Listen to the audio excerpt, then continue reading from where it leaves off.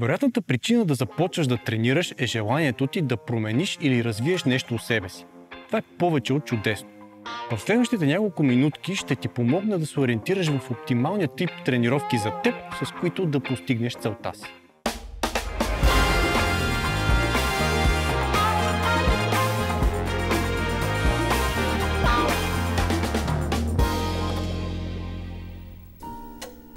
Основният фокус на BB Team е насочен към силово-кондиционните занимания и около тях ще бъдат ориентирани нашите препоръки.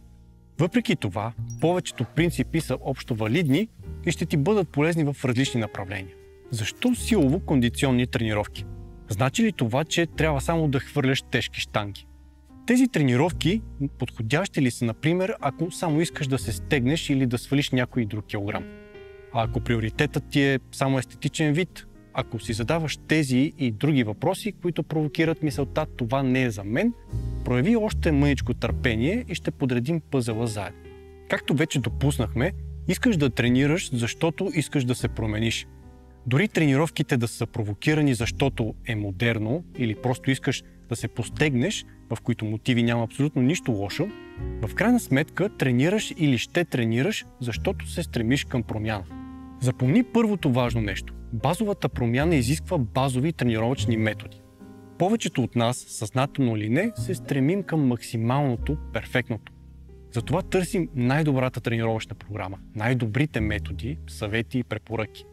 И не им оставяме шанс да поработят, защото не сме сигурни дали няма нещо още по-добро. Това води само до неувереност, нетърпеливост, неудовлетвореност и евентуален край на нашите тренировки. Нека погледнем реално на ситуацията. Ти си начинаещ и може би промяната за теб е някоя от следните. Може би е сваляне на излишното тегло, подобряване на мускулатурата, повишаване на физическата сила и издръжливост, справяне с здравословен проблем, постигане на по-добър естетичен вид или нещо друго. Това са преди всичко базови и измерими промени. За да обясним по-ясно и защо са базови, ето няколко примера за специфични промени. Подобряване на вертикален отскок, бягане на 5 км за под 20 минути, постигане на по-добра симетрия на мускулатурата на бедрата, повдигане на 200 кг от лек и така нататък. Съвсем логично, специфичната промяна изисква специфични тренировъчни методи. Защо уточняваме това? Начинаещ човек с желание за базова промяна има нужда само от базови тренировки. И макар много упражнения и съвети, които ще видиш или прочетеш, да звучат правилно, ако променят базовия характер на тренировките ти, то не са за теб на този етап. Ако искаш специфична промяна, това видео няма да ти е съвсем от полза. Всяка такава промяна изисква редица индивидуални решения, за да може да ги обобщим само в това видео. Какво е и какво не е тренировъчна програма? Ако приемем, че имаш ясно желание за промяна, то може да определим последната като твоята основна цел. Тренировъчната програма е поредица от отделни тренировки, планирани и изпълнени в името на постигането на тази цел.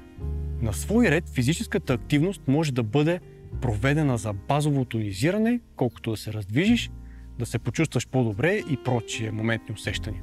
Това не е тренировъчна програма. Защо уточняваме и това?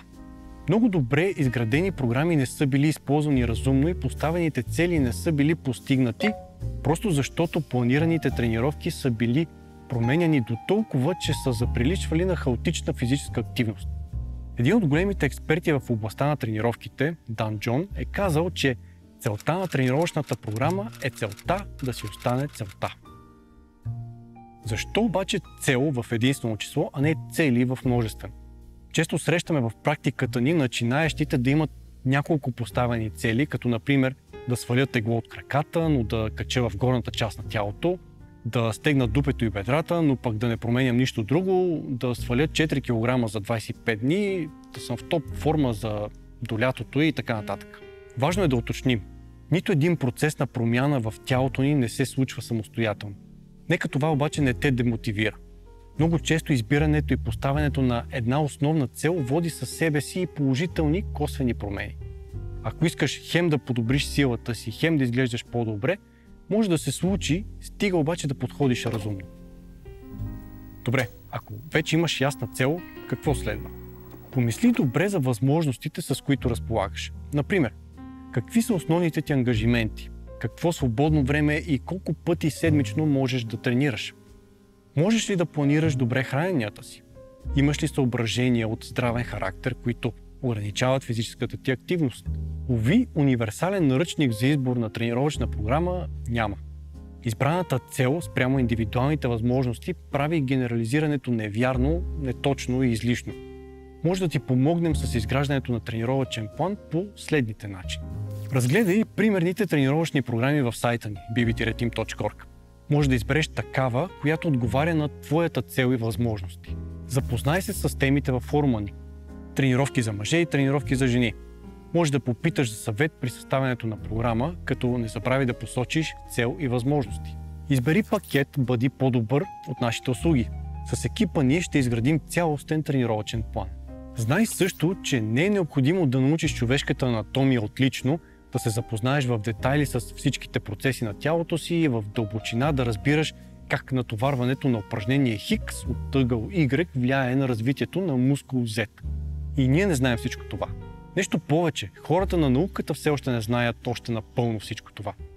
Наясно сме обаче с базовите принципи, които помагат на начинаещите като теб да се променят към по-добро и да постигат целите си. Запомни, на първо място избери базова цел преди каквато и да е специфична такава.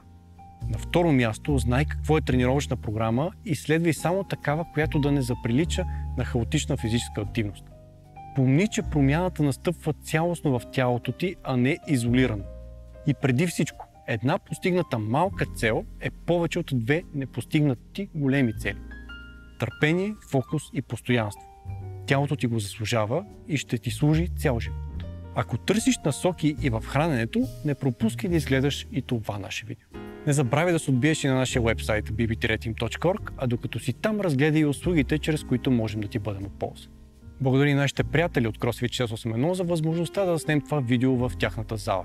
Ако сте CrossFit ентусиаст или пък искате да опитате, тук ще намерите всичко, от което се нуждаете.